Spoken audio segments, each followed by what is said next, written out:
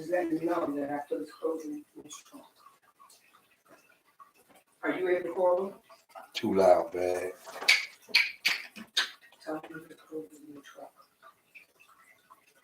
Okay.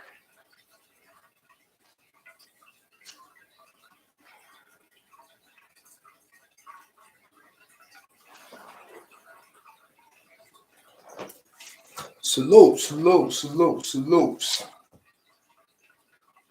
How you doing out there? Identify yourself. Two people in the building. I'm supposed to see two lights. Howard Chauncey, what's good? Yeah, you got me on that bet, bro. Yeah, you got me on that bet. 5 people in the building, 1 light. What's happening? 4 people up in here being nosy. You already know the deal. You know the protocol. If you're a supporter and you're a subscriber, you come up in here, you smash the like button. If you don't, that means you are not a supporter.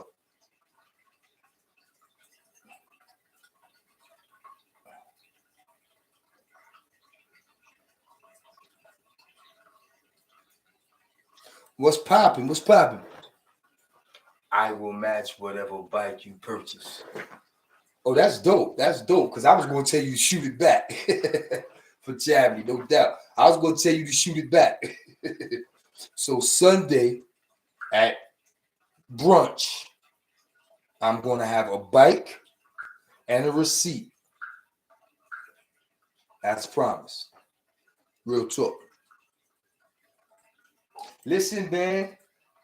I dropped a few episodes, man, since y'all last seen me, man. I dropped a few episodes to that. The incarceration of Fuquan.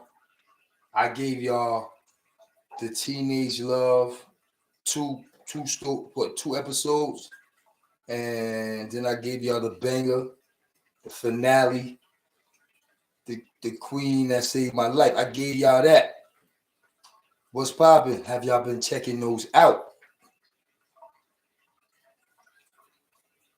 What y'all think about that heat? Come on, give me some feedback on that.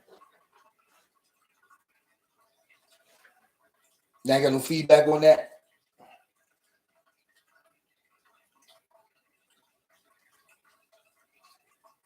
Y'all just gonna stare at me.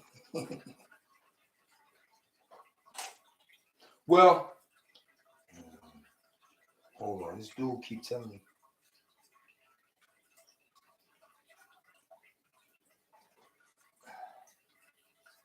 This dude trying to send me or something. Somebody trying to send me something. But is it messed up? What? It's live. Huh? Is the live okay? Yeah. Okay. I'm trying to correspond with a guy on YouTube. He's saying he keeps sending me something on Instagram, but I keep telling him it ain't nothing there. Yeah, man. I've been getting a lot of personal DMs and texts, man. I'm new here, so just listening. Okay. Neil Davis. Okay, nice to meet you. Welcome to the platform. Yeah, man. Since lately, I've been getting a lot of personal texts, man, from guys. They want to talk to me in my DMs. A lot of dudes been opening up about mental health and personal situations that I ain't gonna put them off of business out there, but dudes have been reaching out to me, bro. You'd be surprised, man, what dudes are talking to me about. Real talk. Peace, Debbie. How you doing? That's fam in the building. Big Ange, you're supposed to be sitting next to your man. Wow. How you gonna say that, Howard and Chauncey?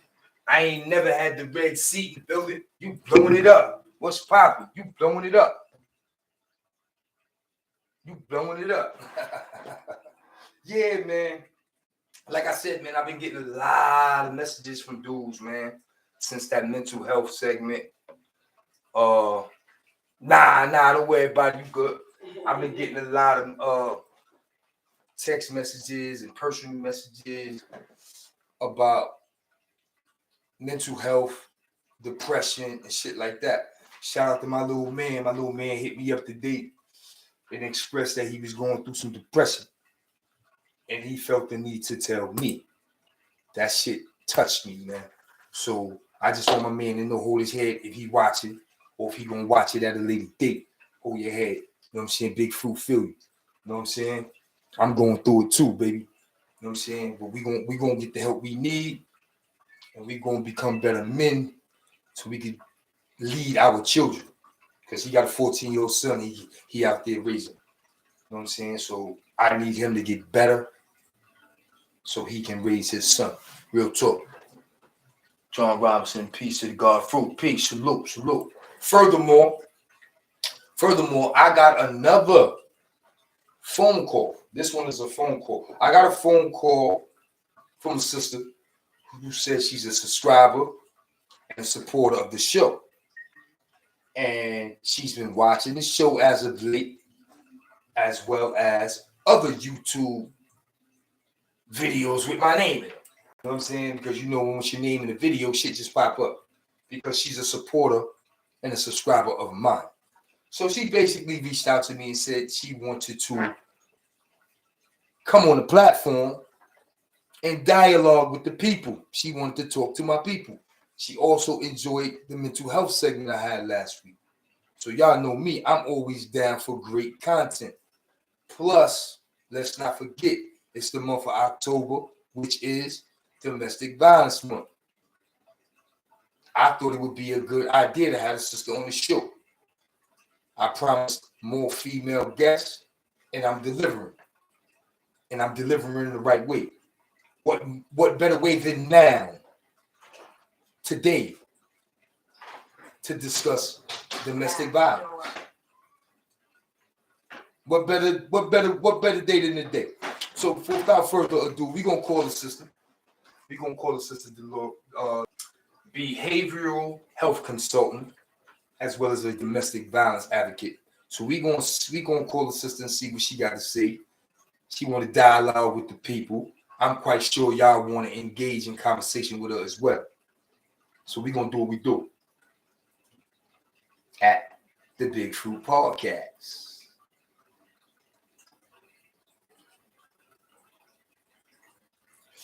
You feel me?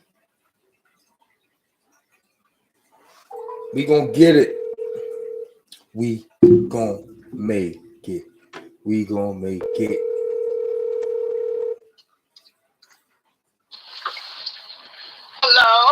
Hello. Hello, Dolores. How are you?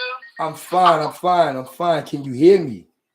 Yes, I can hear you fine. Can you hear me? Great. Yes, I can hear you clearly. My people can hear you as well. First and foremost, let me welcome you to the platform. Thank you. Let me give the people a short bio of you. You are Dolores Jordan. You are a behavioral health consultant as well as a domestic violence advocate. Am I correct? Yes, that is correct. Okay, and you are also a subscriber and supporter of the show. I am very interested. Thank you for the support. And as of late, you contact me, said you would like to come to the platform. You would like to discuss some things and dialogue with the people, engage in some conversation, and touch some topics that you've been hearing on the show. So, absolutely. So yes, we are happy to have you. Thank you. And could you yourself give my subscribers and my supporters a short bio of yourself? Well, again, my name is Delores Jordan. I am in the behavioral health field, which deals with substance abuse and mental health. I'm also, for the last 15 years, I also have a bachelor's in business, a master's in divinity with concentration on pastoral counseling, which, may sound like being a pastor, but it's more from counseling from the biblical perspective. I've been in the field for 15 years. I've done everything from supportive living. I assist behavioral health agencies with getting credentialed, getting up and running, doing supportive housing. I counsel. also a member of the domestic violence advocacy for some of the women that I counsel, that I sponsor, and, assisting them with getting over the trauma and how to, find coping skills to deal with the past, as well as some preventative skills to make sure that they don't find themselves in similar situations in the future. Okay. You mentioned a few things, but I'm gonna start with substance abuse. You mentioned substance abuse.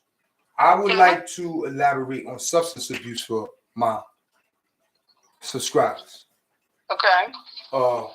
Substance abuse. I come from substance abuse.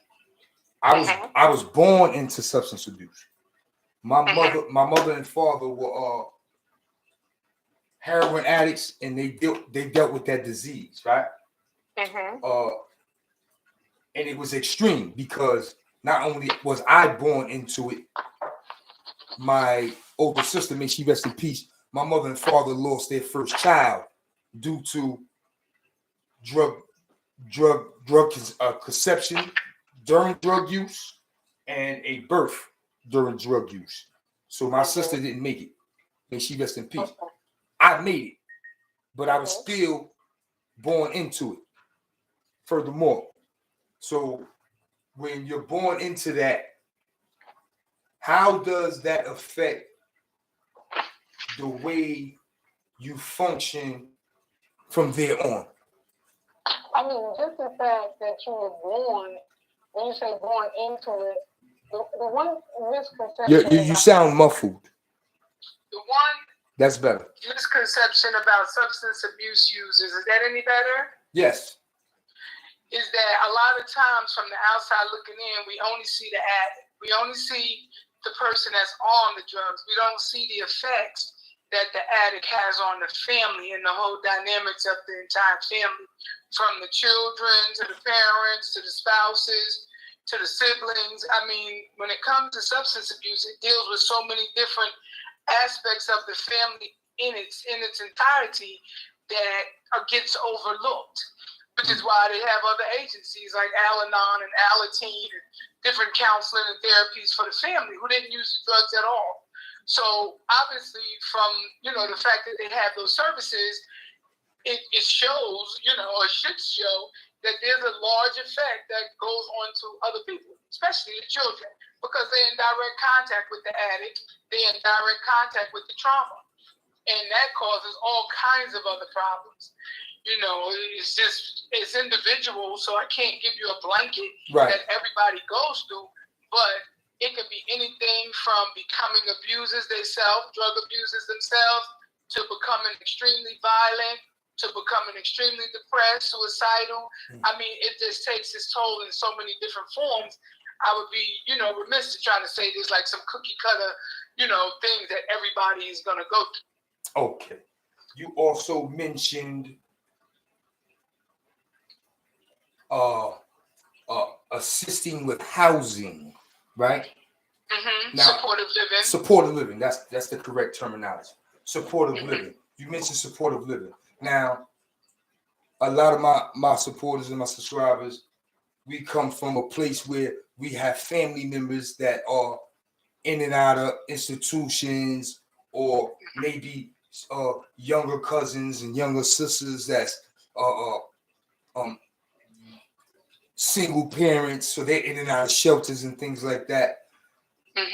How would we assist our family members in those situations with the services that you provide? Well, again, what I do is I basically help agencies set up supportive living, which is housing, and run different programs within those housing that will help the client, like peer support services. What that looks like is you have somebody who's been through addiction or been through mental health, and they have managed to, pull themselves out of that scenario to live more productive lives. They come back and they support the person that's, newly entering the program. And what they do is they generally take them by the hand and walk them through every aspect of life. One of the things that a lot of people don't see as mental health is long periods of incarceration, So because it doesn't get diagnosed as mental health, a lot of people feel like people like yourself who did such a long period of prison time supposed to just come out and function like normal people do. That is so inaccurate and so incorrect.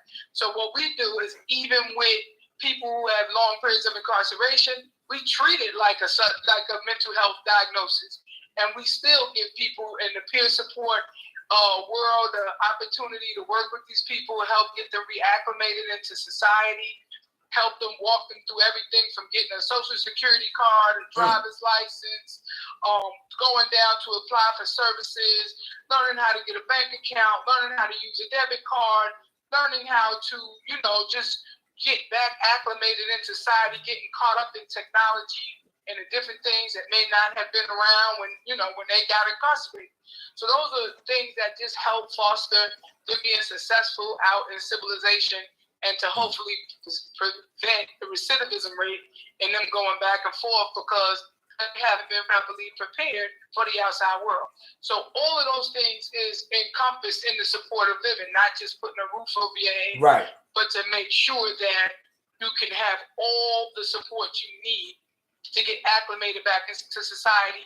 Anything from long-term drug use to long-term incarceration or to mental health, making sure you're diagnosed properly, you're on your meds properly, you're getting stabilized adequately so that you can be, have the best possible chance of being successful.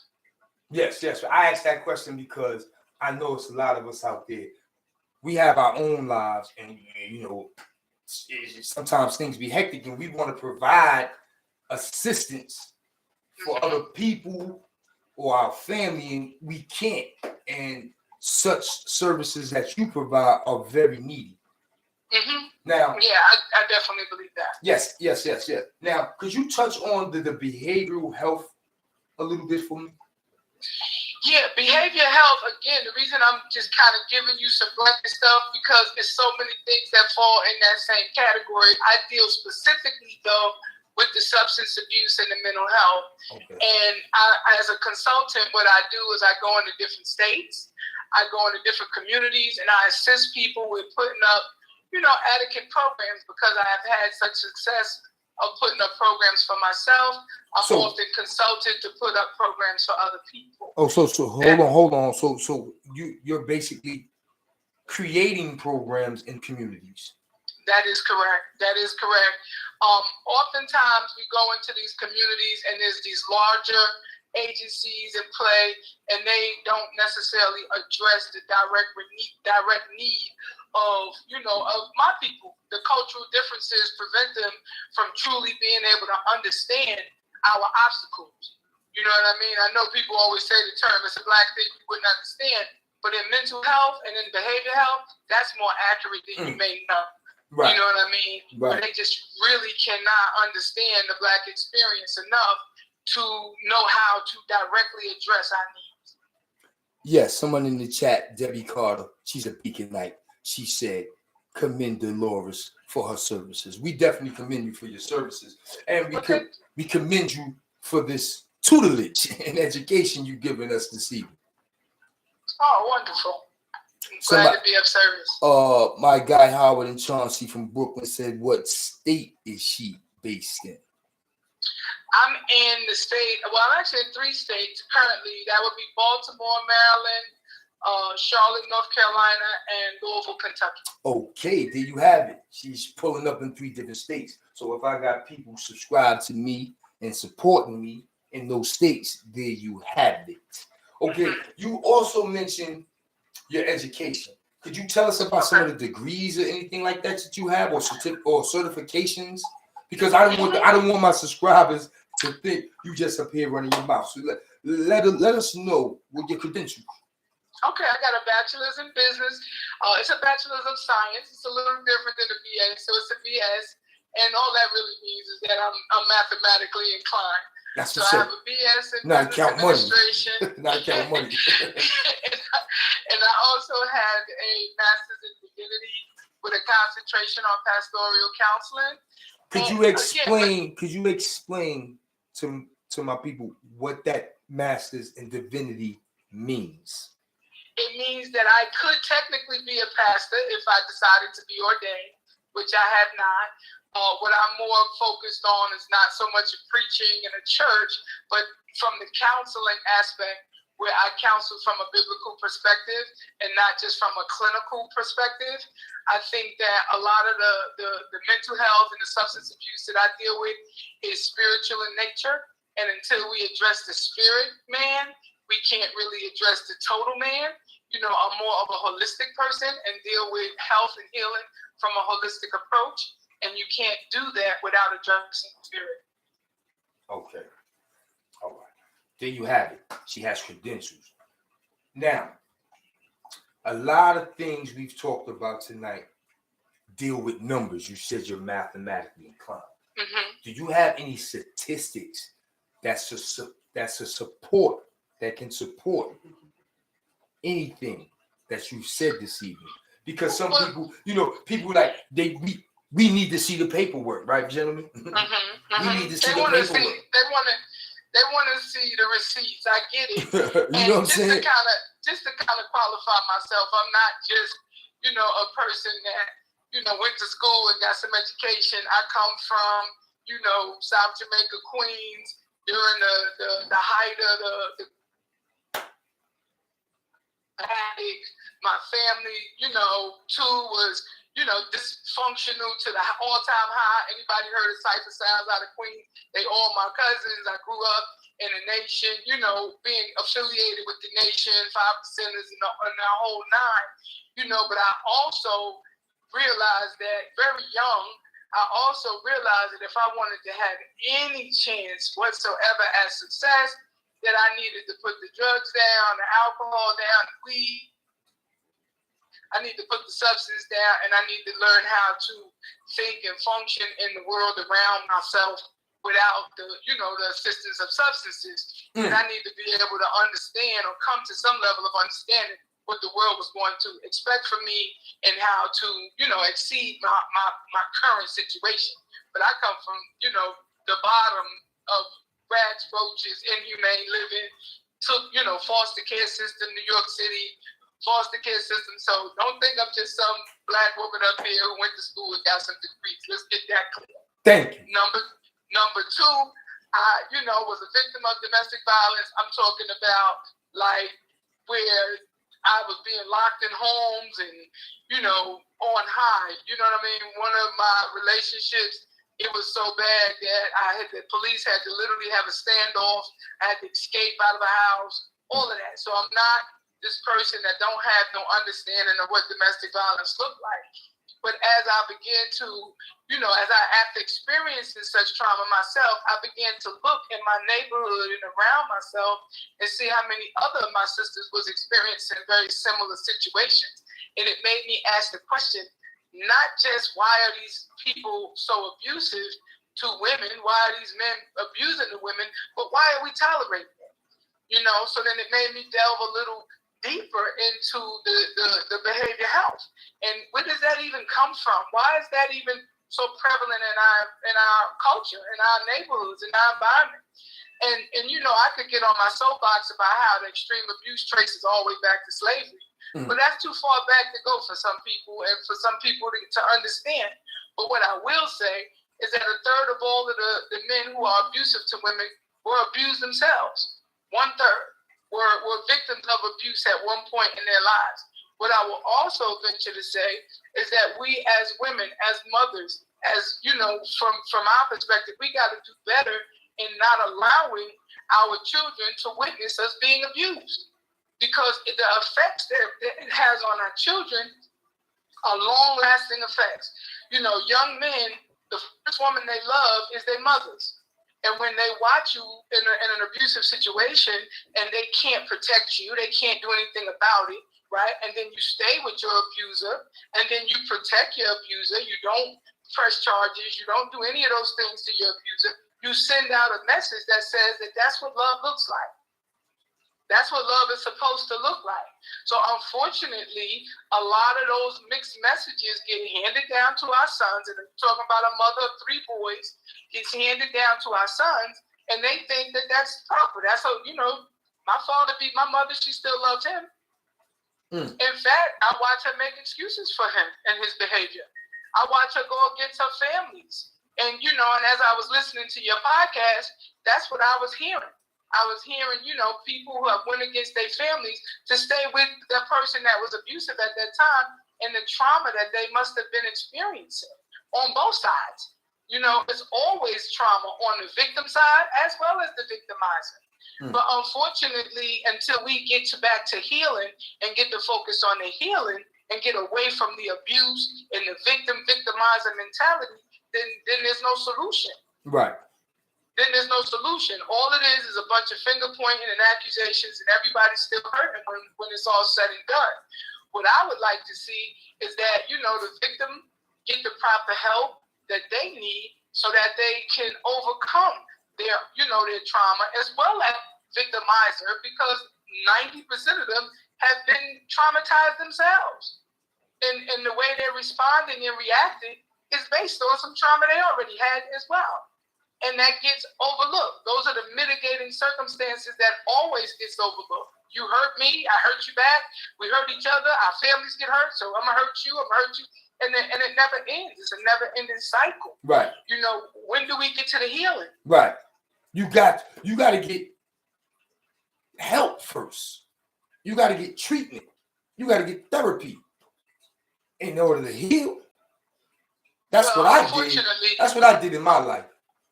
Unfortunately, therapy is not, we just now beginning to advocate therapy in the Black community. Like, it's just now become okay for us to go seek help. You know what I mean? We come from a long line of people that made therapy sound like that was only for weak people and weak-minded people. Unfortunately, it's not until we began to be incarcerated, which, let me say that, I got some experience in that area too. I've been in jail. I've been in prison, but I haven't been in jail. You know what I mean? So it's not until we go into those type of environments where therapy is even offered to us. That's true. Then, even if it's being offered on the outside, we ain't got those type of finances to provide therapy for ourselves. Right.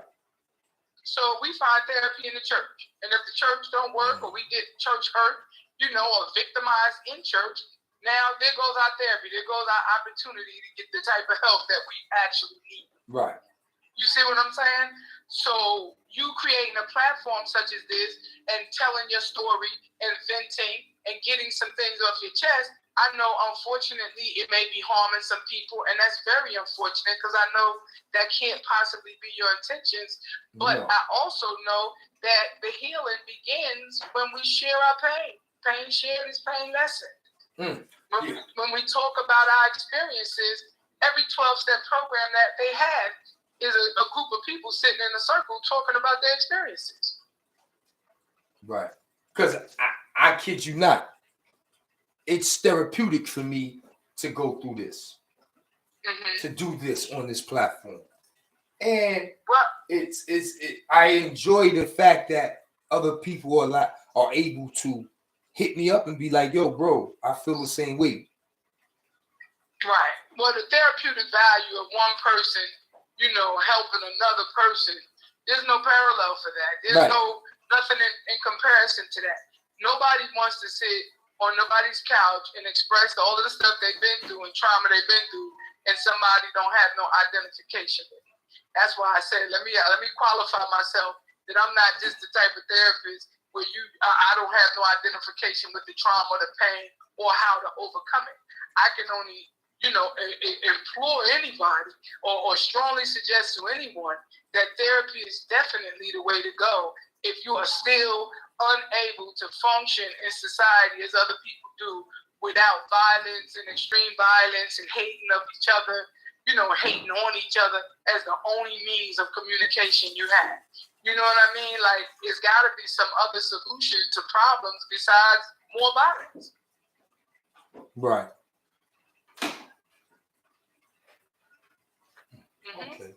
Thank you for joining us this year. You are so welcome. One of my viewers asked, how did you get introduced to the platform?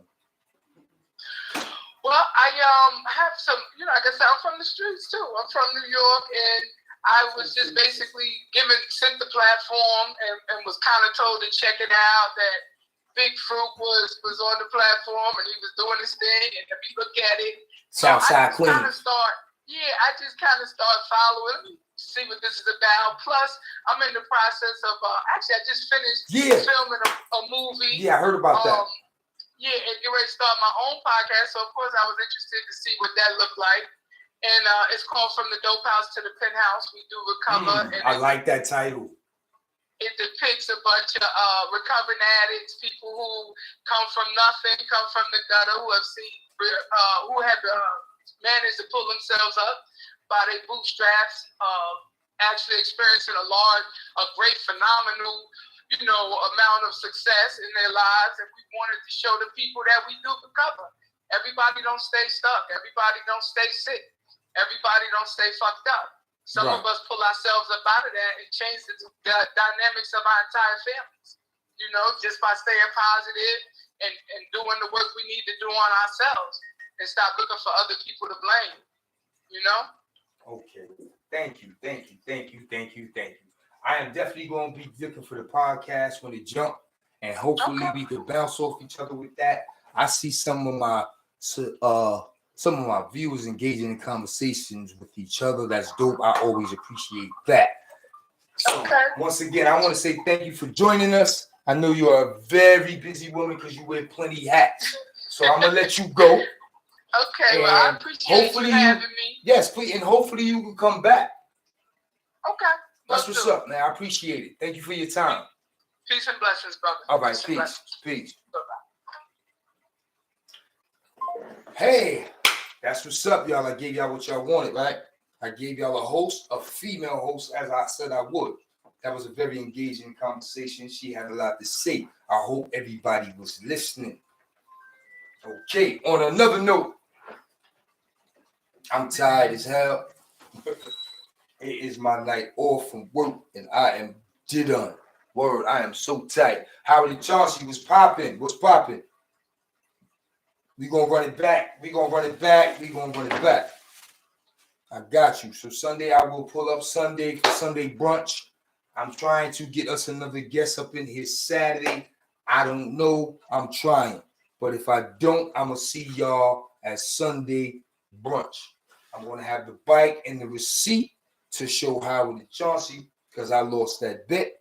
We're going to look at the NFL schedule, and I'm going to run that back. I'm trying to get my money back. Salute. What's happening here, man? My battery. My computer ain't chip dodging. Oh, wow. I don't got my charge in my computer, y'all. I'm so sorry. Thank you. You welcome. Relive their pain. Yeah, man. People relive pain. I've been living my pain for a long time. And it's not the pain people think. Oh, almost fell. I don't got my charger in my computer. It's in, but it ain't in.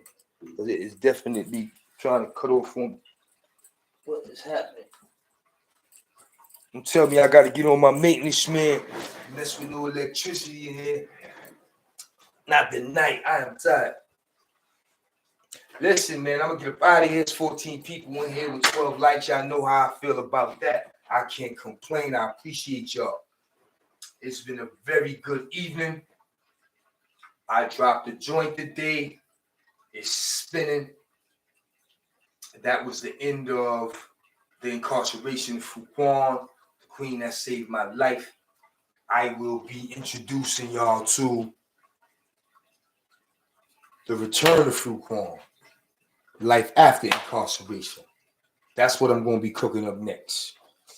I'm going to keep giving y'all these stories. I'm going to keep giving y'all these content. And we're going to keep doing what we're doing. Like I said, our train is moving.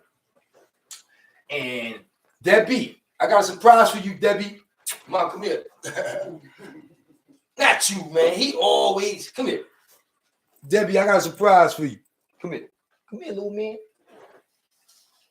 Come here. Look who in the building. Yo, Debbie.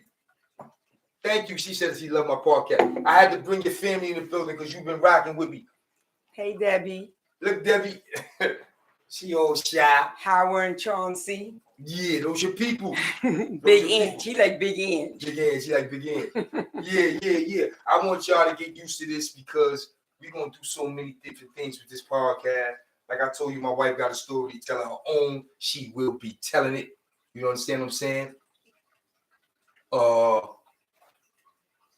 We are working on a couples podcast. I don't have all the tangibles and all the particulars just yet, but it is in the making. Two of my daughters have a podcast on. I forgot the stream. I'm finding it out. So this podcast thing is kind of like running in the family. So we're gonna get it together, and we really gonna do a round table. It ain't just gonna be no red table. It's gonna be a big round table, the Bailey table. How about that? You know what I'm saying? So without further ado, we're gonna get up out of here. We appreciate the support. Thank you. Appreciate my subscribers and my supporters. And once again, this train is moving. All right? Fruit, next time, name the title Drama so all the nosy people can join us. Yeah, because we ain't have a lot of people, right? They ain't here, they just ain't saying that. You know what I'm saying? We only got 15 people in here, but it's all cool. It's all good. It's all good. Because they're going to watch it. You know what I'm saying? You got some people at work, sleep, whatever. They're going to watch it. They're going to support it. It's all positivity always win, bro. Positivity always win, man. You know what I'm saying? Everybody wants to be on a winning team. Don't forget that. Positivity always win, and everybody wants to be on a winning team. So shout out to all my subscribers and my supporters. Shout out to Howard and Chauncey. I rock with you. Shout out to Debbie Carter. I rocks with you. You know what I'm saying? Y'all here every night, and it's all love. Straight up. Okay, Mr. Titus, watch the replay. That's what's popping.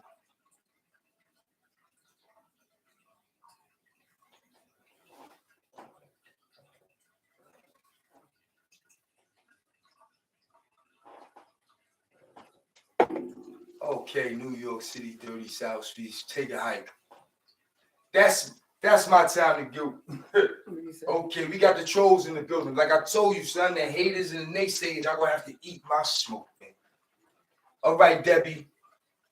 All right, Howard and Chauncey. Peace, Queen. I got my grandmother watching this channel. Thank you, Howard and Chauncey. I really appreciate that. Tell her I appreciate her support, and I hope I don't disappoint her. I hope as a young man, I am representing myself accordingly in front of your grandmother. Because I respect you, my man. Real talk. All right, y'all. I'm up out of here. Y'all take it easy. All right, Miss Carter. Debbie, say good night. Good night. All right, y'all. We out of here. Y'all take it easy.